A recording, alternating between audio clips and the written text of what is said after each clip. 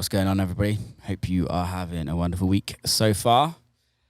Before we start, I would absolutely love it if you could go and hit subscribe if you're not following the podcast, or give us some reviews after you've listened to this episode. It means that the podcast can keep going. The more people subscribe, the more people we're sharing the love with, I guess. However, it is... Well, talking of love, actually, Honey Luv is on the podcast today. I came across Honey during 2021, coming out of the pandemic. Her name was mentioned to me multiple times in like a week, and I was like, I need to work out who this girl is. And her music's dope. It's very kind of unique sound to her, which is really nice. She's not emulating anybody else's, which for me, that's really important. So I've met her a couple of times. She was on a couple of lineups that I was on, and super nice girl, really nice girl. And I just wanted to get her on the conversation and have a good chat with her, really, and let you guys know a little bit more about her, and where her career started and where it is now, and her goals and everything like that. So without further ado, Honey Luv. Honey Luv. What's poppin'? What's cooking? How's it going? It's going good. Yeah. It's just early here in LA, so getting my day started. It's not that early. Come on. Well, no. Well, for some people are still sleeping right now here. They're lazy. But I'm usually... They're very lazy. Yeah, they are. They're still sleeping. They are. I'm up at 7 a.m. every day, go to the gym. Good work. I like that. You used to play... Did I hear you used to play tennis? Basketball. Basketball. Why did I think tennis? I love tennis, though. What? Were you good? Yeah, I was actually. I went to college for not a short time because I tore my ACL for the second time. So I was like, yeah, this is it for me. It's funny that with sport, where you're literally going every day, you're training your ass off every single day, and then to like, did you want to go pro? I was kind of on the fence about it because Yeah. I knew it wasn't that great for females in basketball, Yeah. but I was not really. Yeah, because I guess that's the thing is like there must be, especially in America with like the American sports, it's very much like you go to college to become a pro and then you injure yourself and you're fucked. Yeah, exactly. But I wasn't upset. I was actually happy. Really? I really was. Yeah, because I had fell out of love with it, honestly. That's fair. Was that when the music started? No, actually, I chose another route because I was going to go work for the CIA, and that's when I went into the Navy. Oh, damn. You were in the Navy? Yeah, 4 years. Damn. What were you doing in the Navy? I was working on drones, so I was an airplane mechanic. Okay. That's dope. Yes. How old are you? But I didn't like it. 27. I thought you were way younger for some reason. But you're still young, but I thought you were way younger. That's dope. So did you not enjoy it? I did in the beginning, but then once I saw like I was doing the same thing every day, I was like, I can't. I felt like I wasn't progressing. I wasn't doing anything with my life. I didn't have any challenges. It wasn't exciting. I guess that's the thing with the military, right? Unless you're willing to like give your whole life to the military and kind of some just, people are. Yeah, which I'm totally respect that if that's what you want to do. I'm here for it, and whatever makes you happy, I guess. But yeah, it's a process of you've got to be in it for God knows how many years to get. I've known people who's been in it for 40 years. I'm like, how? But I guess like it's the same with what we do, right? I know people that have been doing this for 40 years and they love it, and it's just true. It's just what they love. I don't necessarily, maybe because I've not really had a desire to be in the military, but like maybe it's just what all people know. I literally just did a podcast with before this with Victor who books Elro. Gotcha. And kind of books a few festivals as well. And we were literally saying this is like, what the fuck would I wouldn't know what to do if there wasn't music. No, I feel you. I have like, I've worked like I've had 4 jobs in my life. And in fact, 3 jobs. Yep. I've And had 3 jobs too. yeah, and none of them were like I loved. At all. I used to work at a fish and chip shop. That was fucking Oh, did so you? much fun. That sounds fun It was so and much fun. delicious. Yeah. Yeah, but the bad thing is you come home stinking of like Yep. fish and fried food and stuff like that. I can relate because I worked at Chili's and I would come home smelling like Chili's. What's Chili's? It's like it's a restaurant. They sell like steaks. Then there's like some Mexican food, just like a regular restaurant. Is it like a chain? Yeah, a chain. Oh, I think I've seen that about. Yeah, I have seen that about. When did you work there? I was in, I think my first year in college. I had worked there. Yeah. Just to get some extra money. Get some cash. It was easy. Yeah, it was super easy. Yeah, I had some fun times at the fish and chip shop. We would have a lot proper. I think I was like 14. Like. Oh wait, 14? Yeah, I started working young. My parents were like, go and earn money, boy. Yeah, it was young, but like started at the back washing up and then ended up serving at the front. It's so much fun. It's funny, isn't it? Cool. How like I don't know about you, like I was super lucky I had a really good childhood. Yeah, same. But it's amazing when you're young how many little things we have to worry about. Like, or I can only talk for myself. I can't talk for anybody else. But I look back at those days, and I'm like, I had zero worry in the world. Zero. I was so lucky with like what I had and the parents that I got brought up with and my friends around me, and like, yeah, it was amazing. What was your childhood like? It was adventurous. Honestly, we went on family vacations all the time. Especially with my grandmother. My grandmother loved to take us everywhere. And my dad too. He was always taking us somewhere. But we were always on the move. We were always doing something. We always went to like the Amish country festivals, which I absolutely love. The what country festivals? The Amish country. Oh, okay. Yeah. Yeah, they had, I live in Ohio, so it's super country there in certain parts. So we would always go to the Amish festivals and I absolutely loved them. What was it like growing up as a kid in Ohio? I've only ever been there for shows, and obviously I didn't grow up in America, so it's kind of like, true.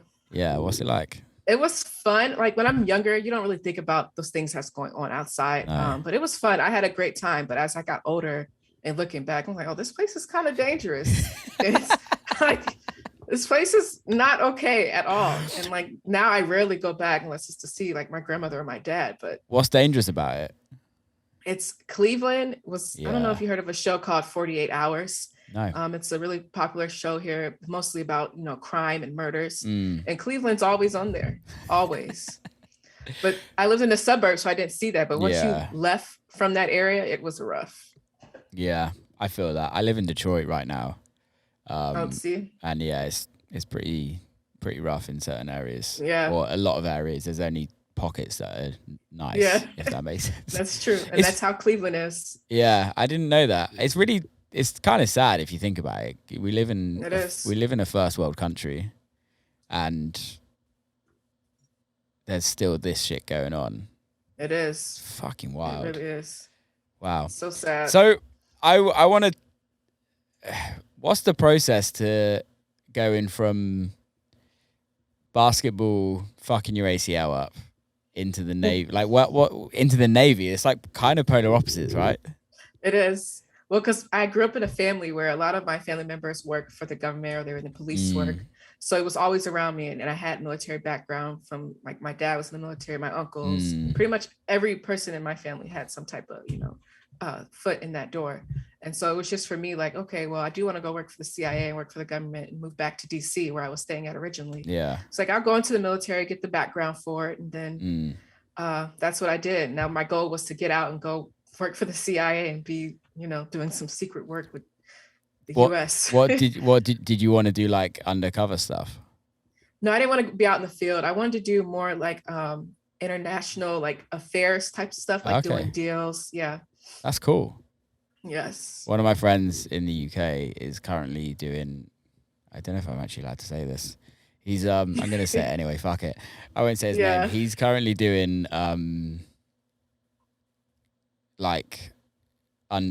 he's very high up in the police, and he's doing he's about to be trained to do like undercover terrorist surveillance. And that sounds lit and Literally, like dangerous. some of the But it's shit, lit. he tells me is like, you don't think about it, or I don't think about it, because you just Yeah. get on with your everyday life, right? And Right. there's so many people just doing the coolest jobs. Really is. Maybe that's what I'd do. Try and be undercover. I don't know, something. That'd be fun. It's dangerous though. You wouldn't be able to have like a life, honestly, because you would No, have yeah. to. Yeah. Well, my ex-girlfriend, actually, her best friend was in the military police in the UK. Gotcha. And he was undercover surveillance, and yeah, he got caught, he got found, and like they blasted him all over Facebook and the internet saying that he's undercover, and Oh wow. and then he has no job. Like once you're compromised, it's game over. Yeah, that's dangerous. That's a dangerous game to play. Fun though, It I really guess. is. Yeah. Tell you what's more fun is being a DJ. Way much Facts. more fun.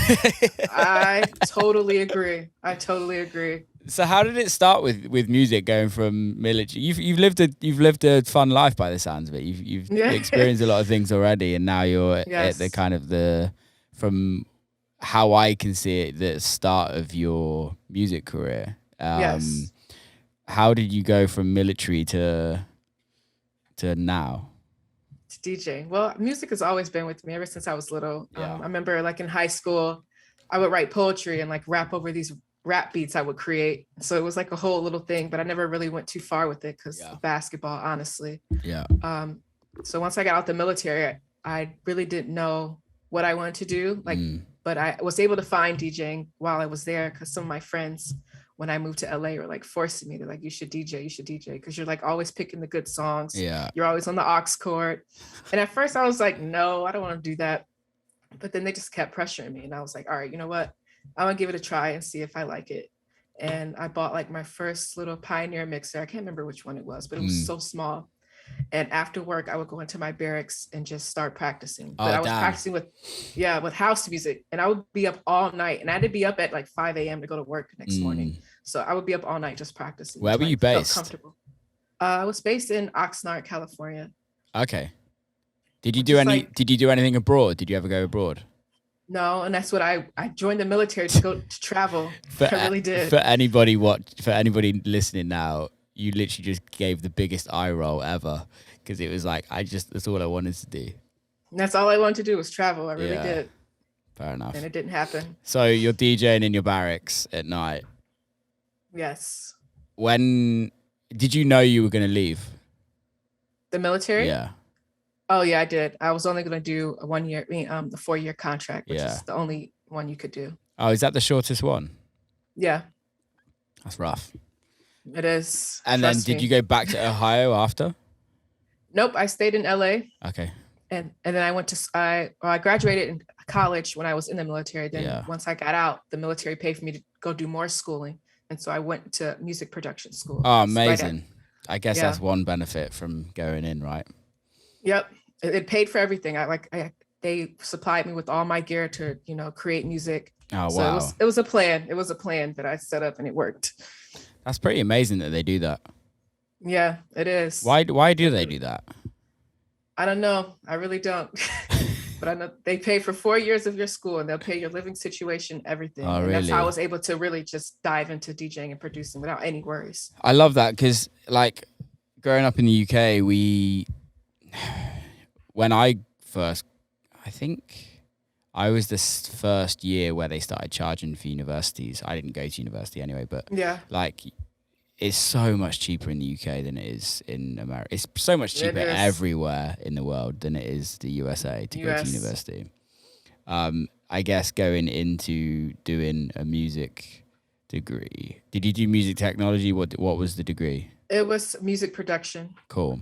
So like going into, did you ever think like going into this, I guess if the military weren't paying for it and you had to pay for it, it's like the amount of pressure that comes out of that, because there's no job at the end of a music production course. It's not like you're going to be a doctor or something like that.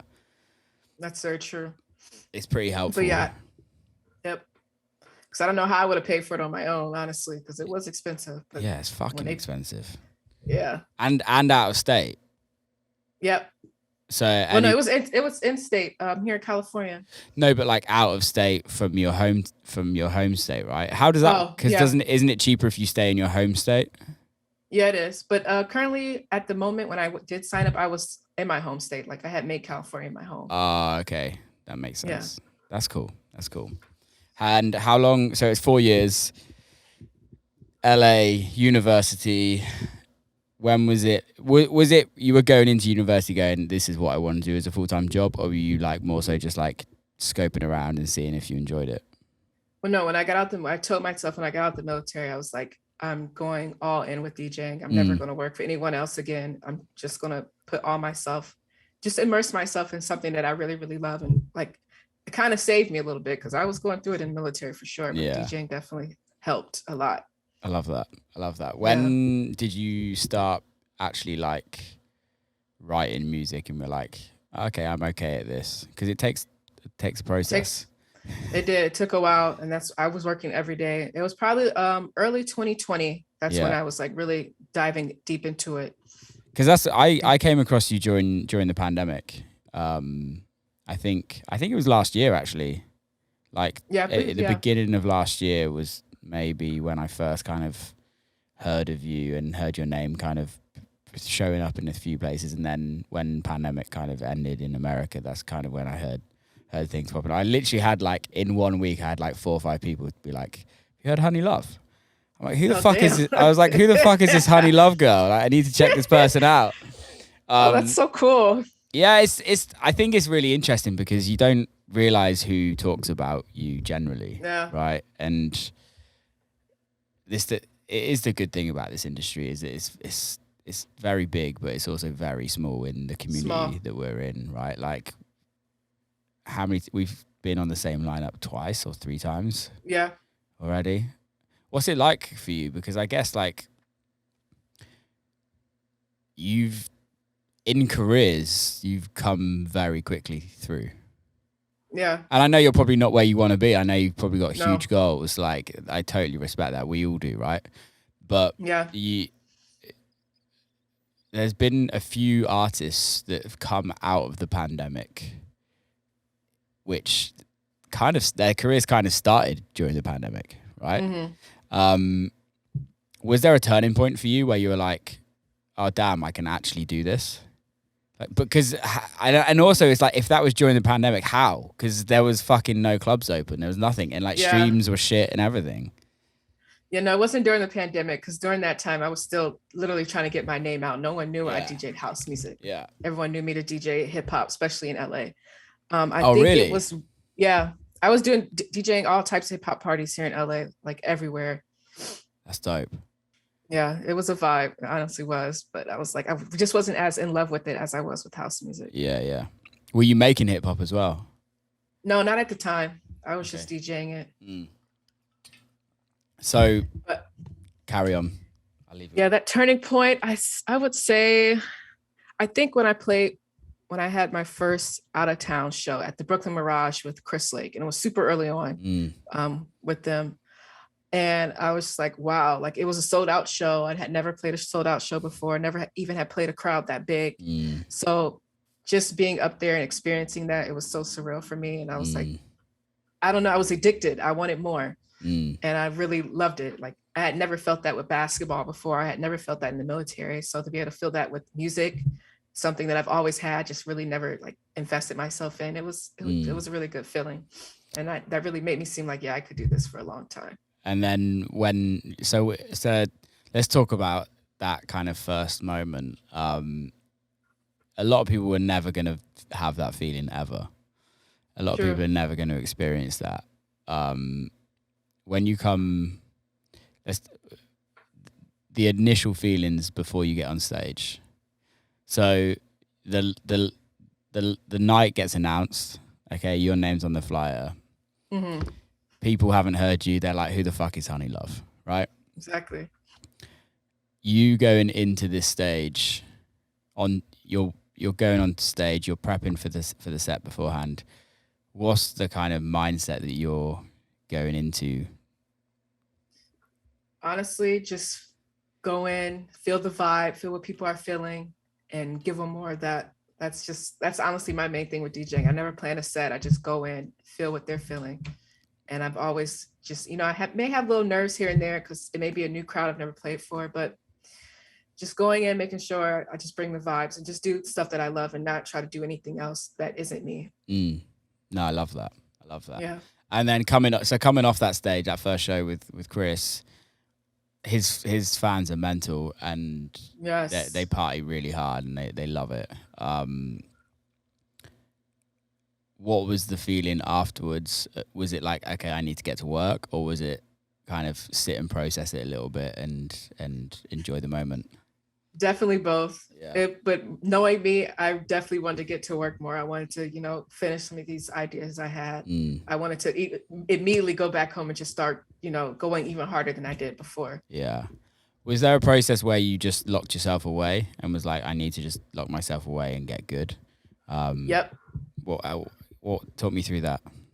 Right here in this room that you see, I'm like on my studio right now, but I literally just came in here 1 week and I was working with my mentor, Antler Rock, and basically just going through everything with Ableton. He was teaching me all like little bits and pieces, especially stuff that people don't even really, notice in that program.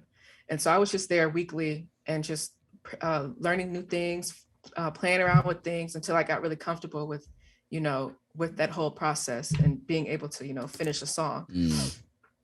So yeah, I did. It took me a few weeks to get it, and I'm still learning. I don't have the full thing at all, but it's honestly, I love it. It's a challenge.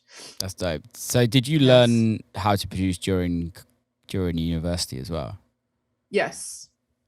I knew a little bit here and there before I went to university, just didn't know a lot. But once I got in, I completely deep dived into it. It's pretty amazing because it's like, it's such a, well, for me, like it took me years to learn. I use Logic. Fucking can't stand Ableton personally.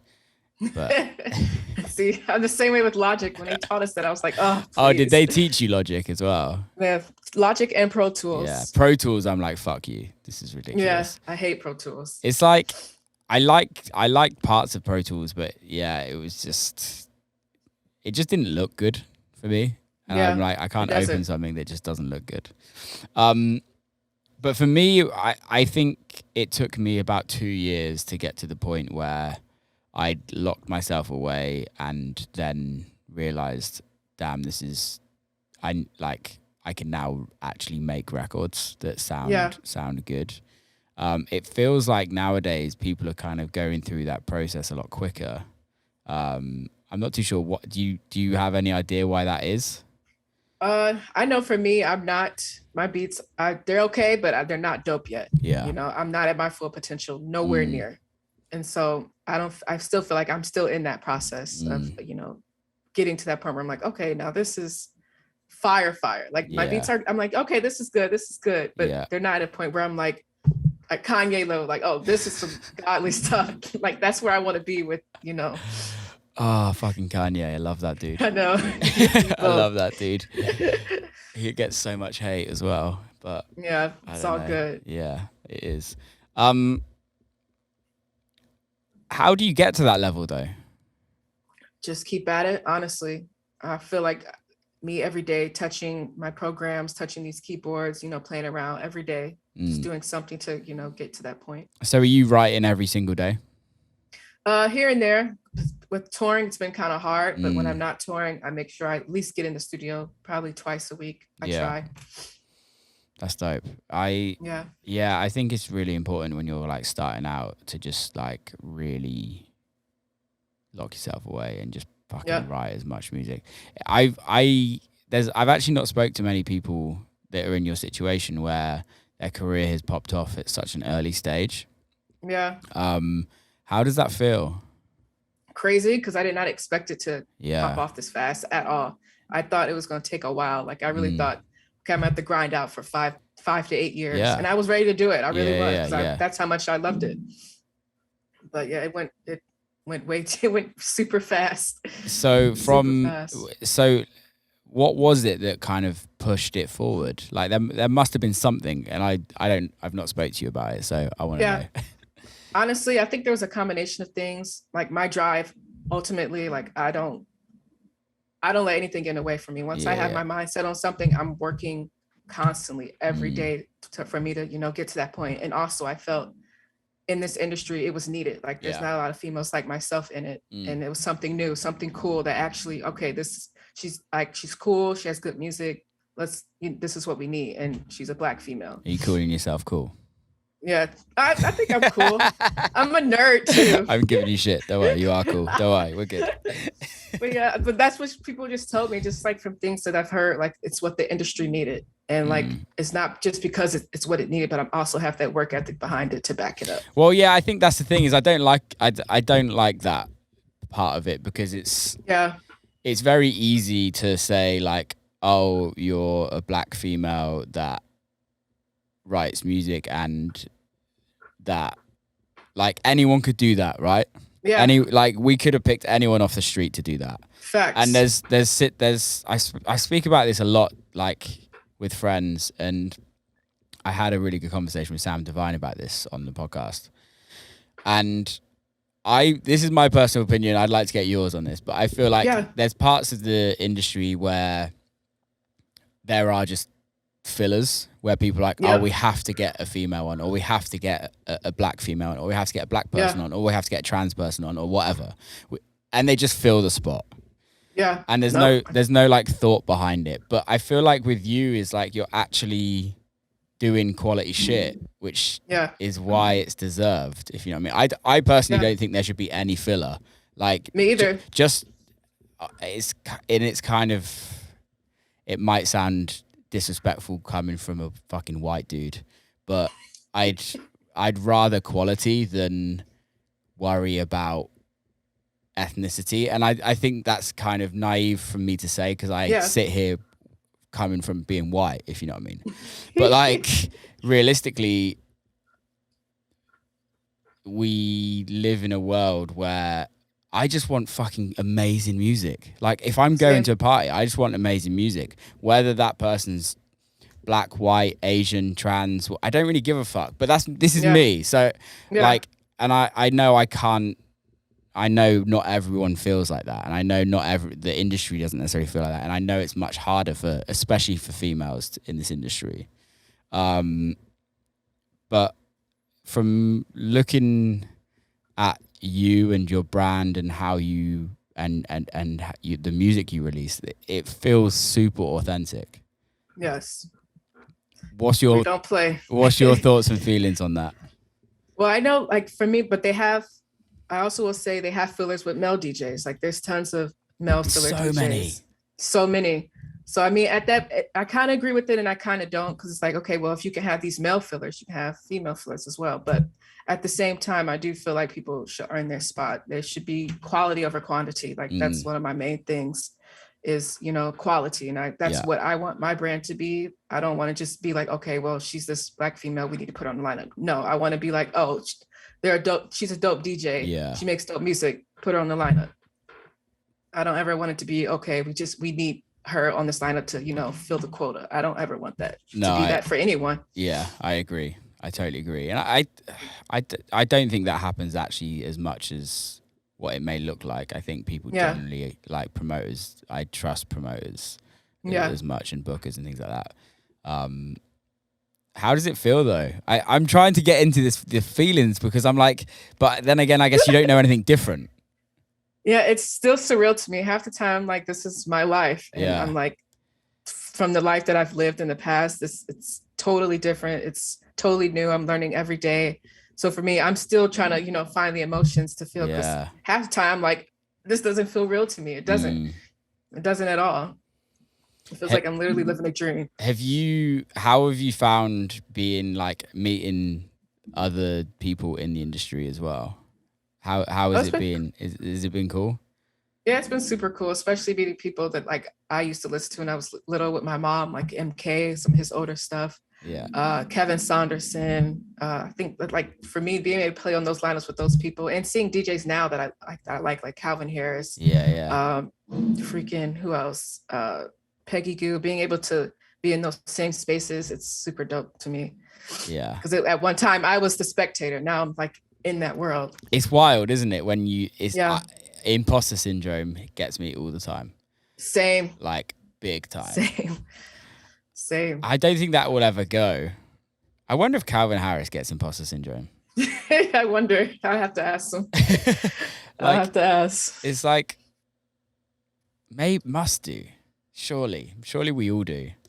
Yeah, I feel like all great people do. All people in things that are not a taboo or have imposter syndrome. What do you think it is? What do you think imposter syndrome is about?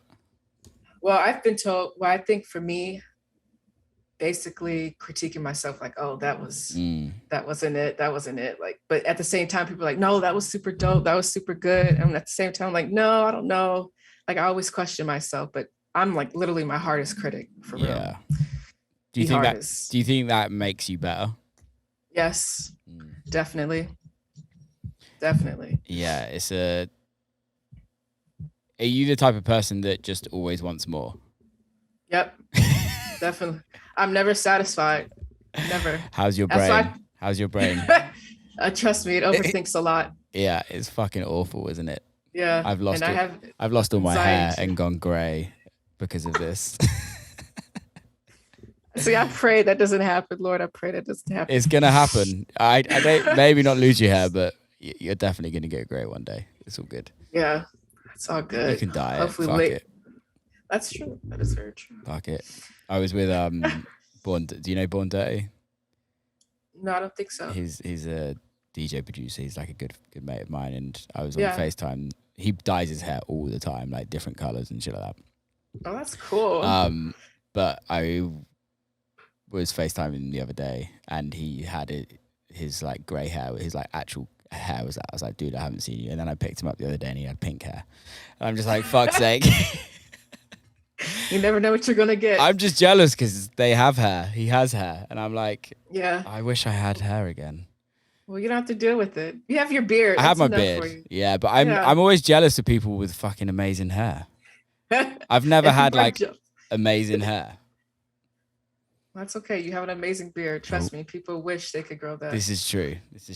I tell you what, the only people that compliments my beard though are like big, hurly men. Yeah, they want one. Literally, it's like everyone's. You get like people like, I bet all the girls love that, and I'm like, you know what? They really don't, or maybe they do, but they just don't tell you. But like, oh no, I know, I do. But it's like, I love it. But it's like you'll be walking down the street and you just hear this dude like, "Yo, nice beard, man," and I'm like, fuck's sake. I'm telling you, it's a thing. Some dudes wish they could grow one hair. Yeah, true. Yeah, I guess so. Yes. What does your family think of everything?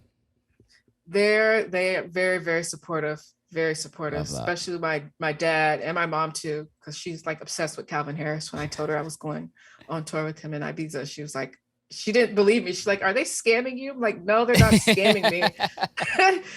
But she was just super excited to know, like, all right, like, okay, this is actually really serious. She's actually making a career out of it. And my dad, he loves all my songs. He's like, "Send me all your new songs. I'll play them for my friends." That's so cool. Yeah. That's amazing. You're doing the high party, right? It's the Ushuaia. Yeah. Are you doing all summer, or are you just doing a few days? I just have, I think, one day there. But I'll be there longer. Are you gonna go out in Ibiza more? Oh yes, I am. I've never been. Oh, have you not? Excited. Never. Ah, you're gonna love it. What do you know? What date you're doing? I think September 2nd. Oh damn, I'm doing August with them. Yep. Yeah, Ibiza's the best place ever. I know, I can't wait. I used to live there. It's been like my dream. I've been saying I want to play in Ibiza. I want to play there. Now it's like happening. It's amazing. Like your career's wild to me. It's so wild. Me too. I'm just sat here and I'm like, what the fuck do I ask? And I'm like, I just don't. It's just amazing. Like but I'm also just like questioning everything in my head. I'm like, how has this happened so quickly?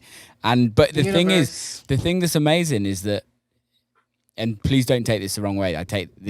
Purely in a positive way, is that you haven't had a hit record. And it's like, if you had a hit record, if you were like, and I know John Summit did it, he was doing it for years and then had a hit record. But like, if you came out with a hit record, I couldn't even imagine the pressure. Like I haven't spoke to John about it, but I couldn't imagine the pressure that he's going through each time he released. I think he's probably past it now. But like I've had friends that, especially in pop, but where they come out with their record for the first like 2 or 3 records and they're hit records, and then the pressure they have to be put on themselves. Whereas like you're in a situation where you can release music, your music does really well on streaming, but it's still like you're not having to stress about it. Or do you stress about it?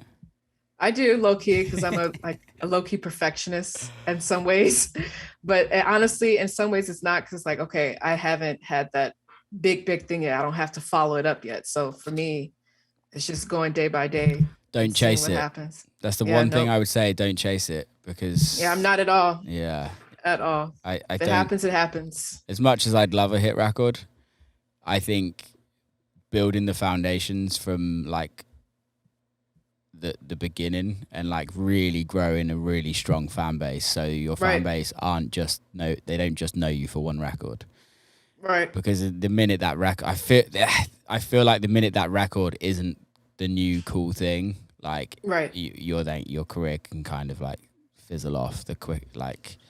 But I think if you grow a really interesting catalog of music, your fans will you'll find fans. Like I find this for me is that I find fans that know the most random records that I'm like, what, how do you even know that record? Like it did like 10,000 streams or something like that.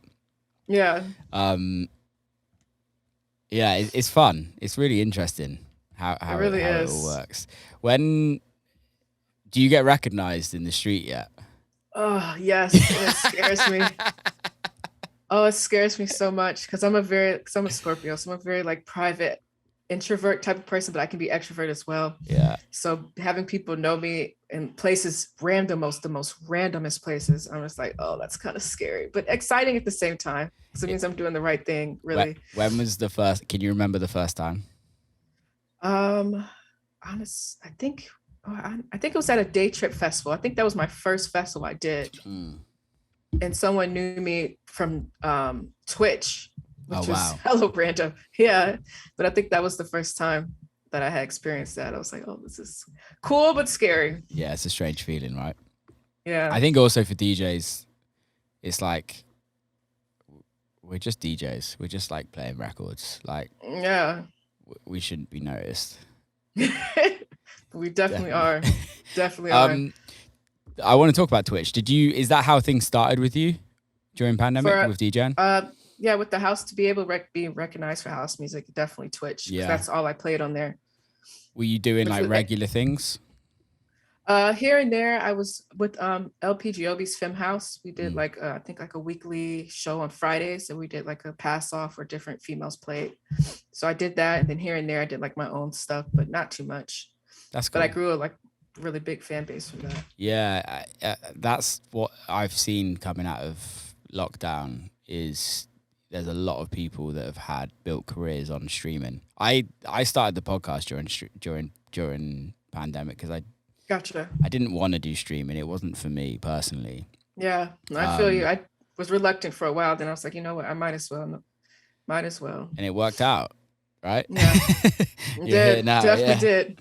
Yeah, because I've done quite a bit of work with Amy L, and she's like a good mate of mine. Yes. And like I knew Amy before she was a DJ, and when she was just a vocalist, and she didn't even like really know much about house music. She wasn't interested in house music, and then she started DJing during the pandemic, and you just like, and now look where she's at. It's pretty fucking amazing what the internet, the power of the internet can do, and also the power of how the world's changed in 2 years. Yeah. Like this industry's changed massively. It's pretty scary. I'm just like looking at it because I'm fresh to it as well. I saw a little bit what it was, and now what it's becoming. It's interesting. Yeah, I don't think there's any negatives about it. It's just different. It's just change. Yeah. But I think what I'm seeing is that there's a lot of people, obviously majority of the people are still from before, and then there's like a small percentage that are from like new. And I think what people are struggling from the old is trying to still do what they did in the old in the new, if that makes sense. And it just doesn't like, it's like shows, right? Like, I don't know your experience behind any shows, but like people used to buy pre-sale tickets. Like they used to buy a lot more pre-sale tickets, and now like people are buying like tickets the night of, and we're willing to like spend more money to buy tickets night of, but they just don't necessarily want to buy pre-sales. And it's like super weird how it's changed, because it's happening all around the world. Like every club I go to, every festival, not festival so much, but every big event, they're just like, ticket sales a week, and then like night of, it's fucking slammed. People wait last minute, cause like, I may not want to do this, but then when it happens, like, all right, I'll do it. Or it may just be cancelled, like, because we don't know, right? Like, it's people still getting COVID, and people still can't travel in places, and et cetera, et cetera. It's interesting times though. It is. It is. It's exciting. Change is good for sure. It is. What was the first record you released? It was called Free. I did it with the small label called Pop Gang Records out here in LA. Cool. And what was the first record that that had like a bit of success for you? I would say Paradise, which was like a collab with these two Parisian producers that I did. I did the vocals on it. It did really well, but then I guess my next song, Your Tongue with Insomniac, really took off. After that did well. And then was the 365 after that? Yes, and that one's doing even better than Your Tongue, and it's still, climbing. That's fucking killer, that one. Yeah, that's my favorite. It's my favorite. That's what I said. Like, we're getting better and better. Yeah, it sounds great, and I've spoke about that record to a bunch of people, and it's a great record. Thank you. What was the process of like, I want to write a record like this?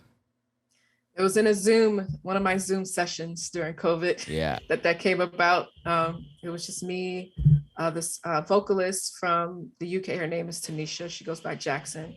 And then this other guy we work with in my camp. And so we're just all like bringing ideas together, sending each other different ideas and songs. And then once we were like set on the idea, we sent it to Tanisha, and literally within 30 minutes, she came back and was like, all right, I got something. And I'm like, yo, this is hot. This is hot. And from there, it was just history. And like, I had a feeling it was going to do really well. Yeah, it's killing. It's killing. Chris does a really good job with his label as well. I absolutely love what they're doing. Yeah. How did the whole relationship with Chris kind of come about? I think from that Brooklyn Mirage show, because they had booked me last minute for it, but then my agent Hamilton, he was like, "Yo, y'all should really like, mess with her, like, bring her onto the team." And then eventually, like, I guess they came back, and after Your Tongue had released, and they were like, "Yeah, we want to work with her," and they wanted me to send them ideas, and I was doing that, and then they started putting me on all their shows, and so it's just been really family oriented. Label, and I really love like working with them. It's super important, that, isn't it? For me, it is anyway, like having people around you. Like for me, at the beginning of my career was Dirty Bird, and that kind of crew then, when that was a crew, it just felt really nice to just, I think especially coming, I don't know, but for you, but like when you're new to it, to be able to have people around you that are like, actually, they care about you. They're not there to make money out of you. They're not there to do anything for you. They're there literally because they care for you. Exactly. It's really, really important. And Chris is one of the best for that, especially. He's helped so many people. That's why like the energy was there. That's why I was super happy to, work with them. And I can't wait to work with them even more. Yeah, definitely. What's your plans for the summer? Summer, so many things are coming in. It's crazy right now. Visa, we have that coming up.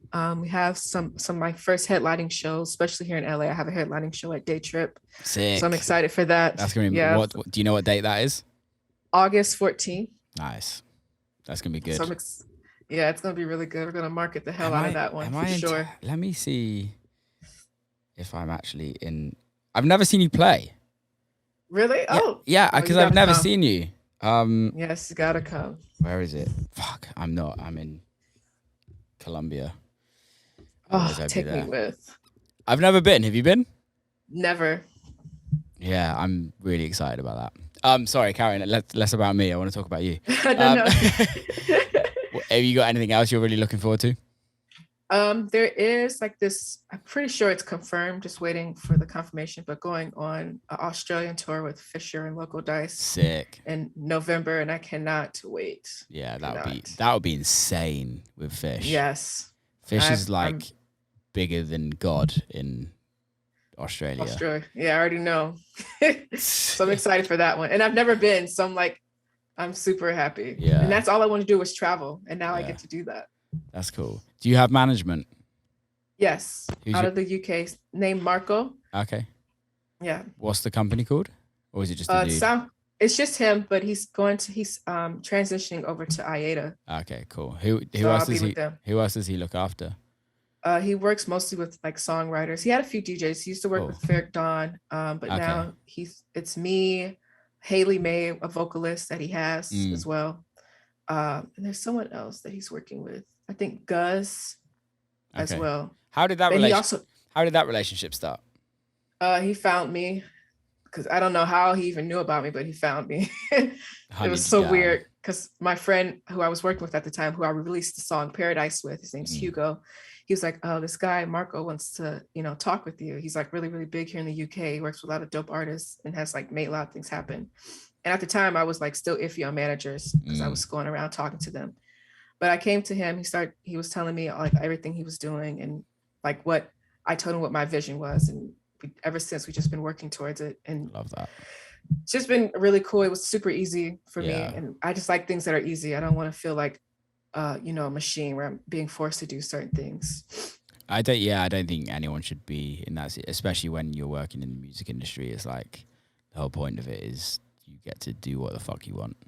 Exactly. If you don't want to do a show, don't do a show. If you don't want to release a record, you don't release a record. It's like, exactly. If you want to stay in bed all day, stay in bed all day. In bed. Not that I don't feel like you're that type of person, but yeah, like no. I'll feel terrible if I stay in bed all day. I really will. It kicks my ass. I've never stayed in bed all day. Like, if I get 8 hours of sleep, I'm happy. But like, I don't have much sleep, and there's something about that. I can't laze around doing nothing. Nope, me either. I have to literally go up and do something, anything. I don't know. We're just fucking psychos. That's all it is. I know. Honestly, the only time I will lay in bed is if I'm hungover. That's when I can't really do anything. That's really it. But that's rare. Very rare. Yeah, I don't drink, so I haven't been hungover in like 10 years. Maybe I'm starting to get away from that. Yeah, are you thinking about it? Yeah, I don't really drink that much either, but it's coming to a point where like, okay, I'm not drinking at all, so no need for me to do it anyway. Yeah, especially when now you're touring so much as well. Yeah, I don't know. Like I'm sure you've got friends as well that fucking rave all the time. Yes. And tour. And I'm like, I don't know how the fuck you do it. I'd be dead. Me either. That's I'm like, I don't get fucked up at all when I'm DJing because I'm like, I want to be here for a long time, not a short time. I want to go back when you said you were iffy about managers. Yes. What was that process? Well, because I have a lot of friends who are in the music industry on the like hip hop side, and they always have like issues with their managers and stuff like that. So just hearing stories, I guess, for me, it was just a little iffy. Yeah, you're also in LA, where like everyone's a manager or everyone's someone or trying to be someone. That's so true, and it's so annoying at times. It really is. LA's like opportunity capital. Yeah, but do you think it is opportunity cap? Like, do you think it's just people chancing? It's a little bit of both for sure. A little bit of both, because people come here to chase their dreams. Yeah, some people. LA's full of people. That's it. Really is kind of what I love about LA. I'm not a huge fan of LA, and I used to live there, and I wouldn't move back. But the one beautiful thing about LA is that most people. Obviously don't want to generalize, but everyone that moves to LA is trying to better their lives, and they're trying to get something, which I really love. Like, there's something beautiful about that. It really is. And honestly, when I got told that I was getting stationed near LA, I was like, something in me told me something's going to happen. Yeah. And I didn't know what it was, but it's so weird to me. Like, literally something says something's going to happen. That's amazing. Would you Yeah. do you like living in LA now?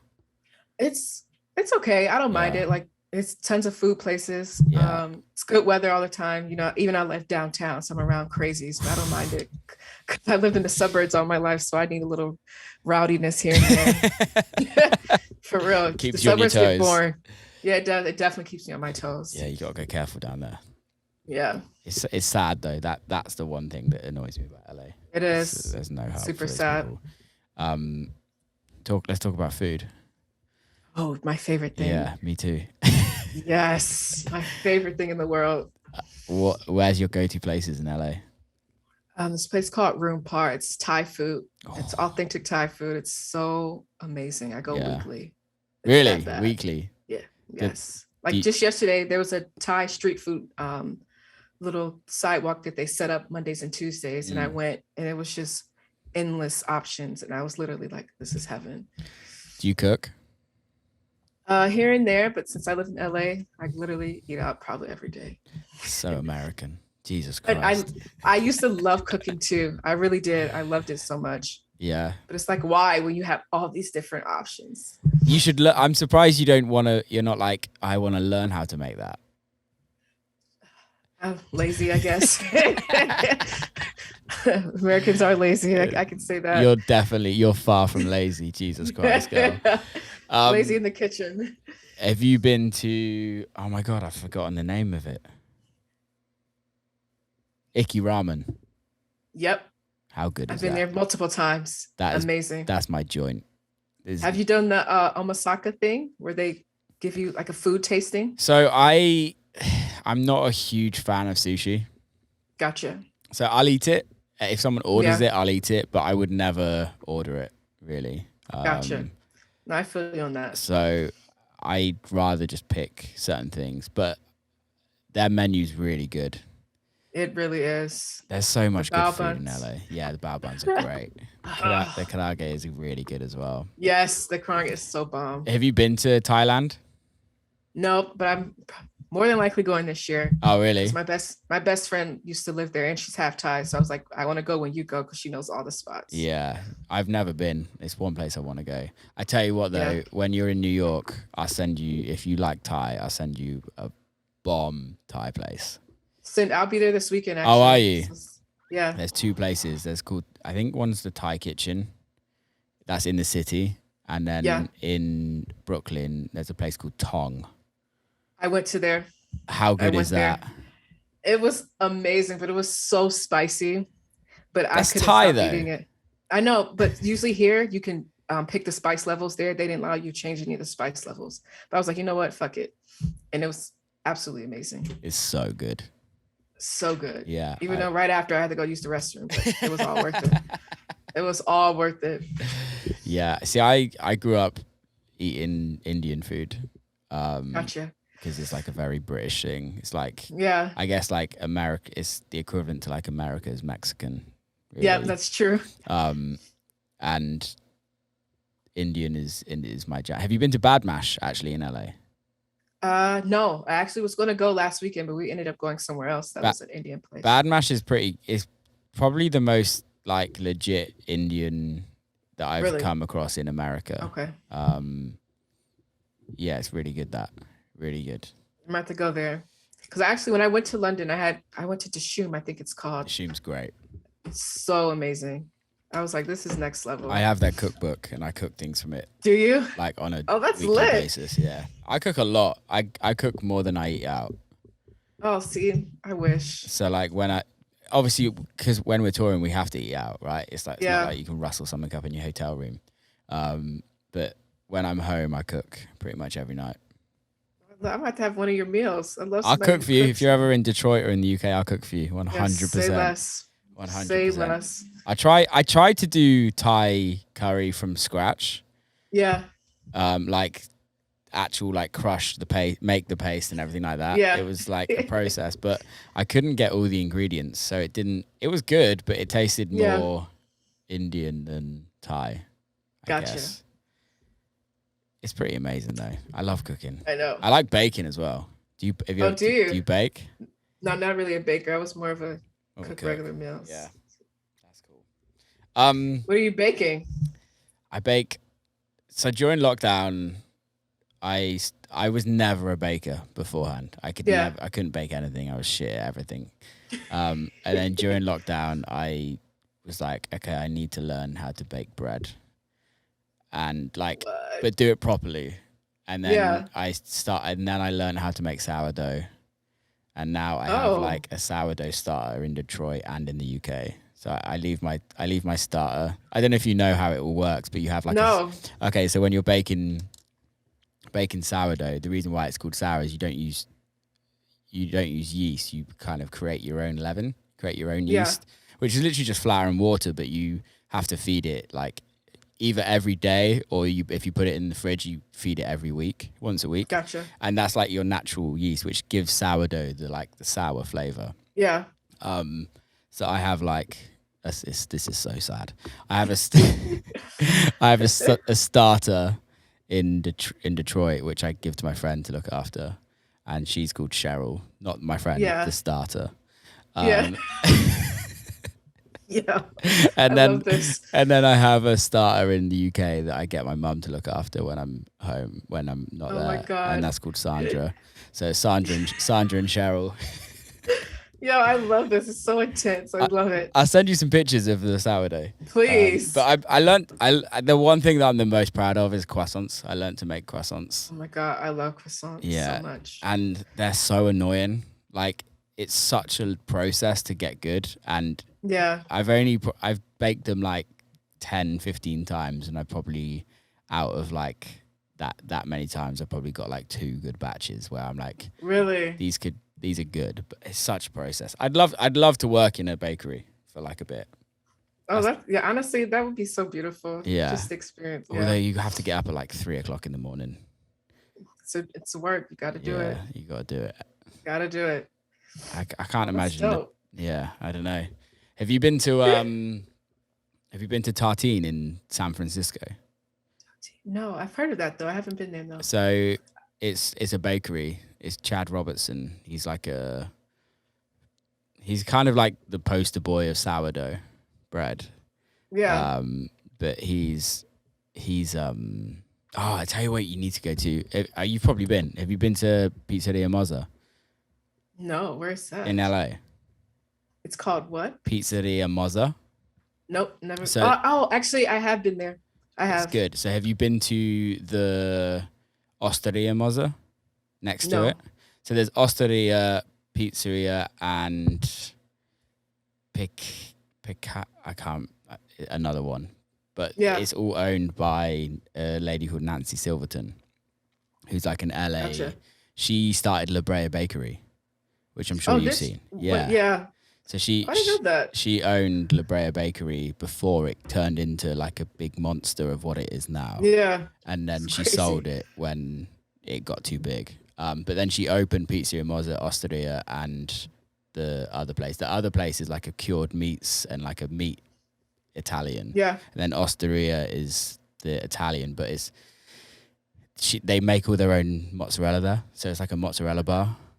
Oh my God. I You have to there. go. It's really good. Yeah, I have to go there. And then obviously you've been to the pizza where it's fully overpriced Yes. pizza, but it's worth it.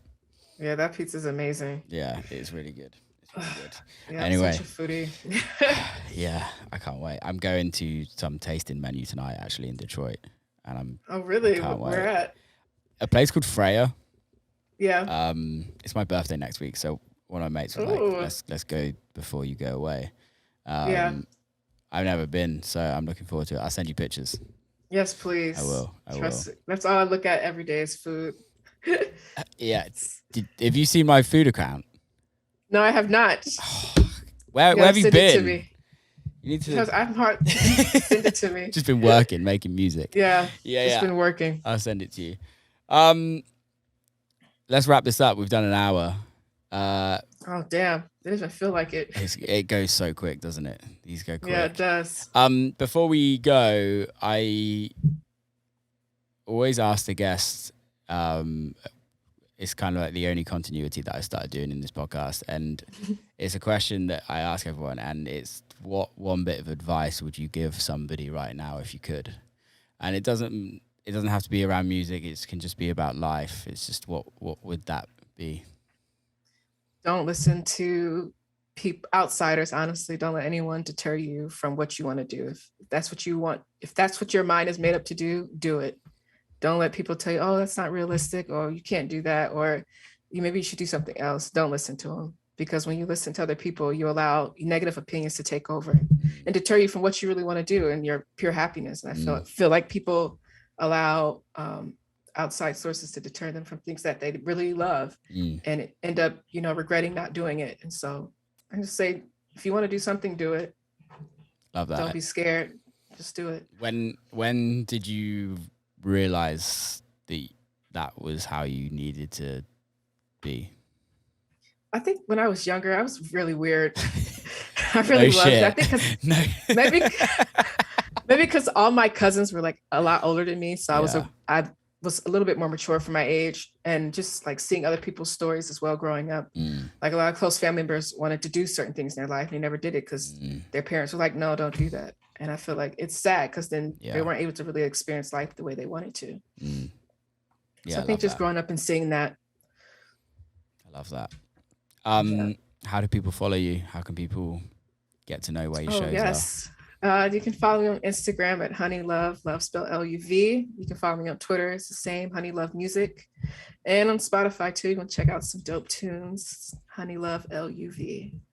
Do it, people. It's going to be massive. Thank you so much, mate. Keep in touch. No, thank you. Hopefully see you in the summer. Yes. I'll let you know when I'm in LA. We'll go for dinner, grab some food. Yes. Oh my God, I would love that. Cool. Sounds good. Keep safe. See you soon. Thank you. You too, Peace. Will. Bye. Thank you. And that's a wrap. Love that one. Hope you enjoyed it. Please share it. Please subscribe. Keep safe. See you next time.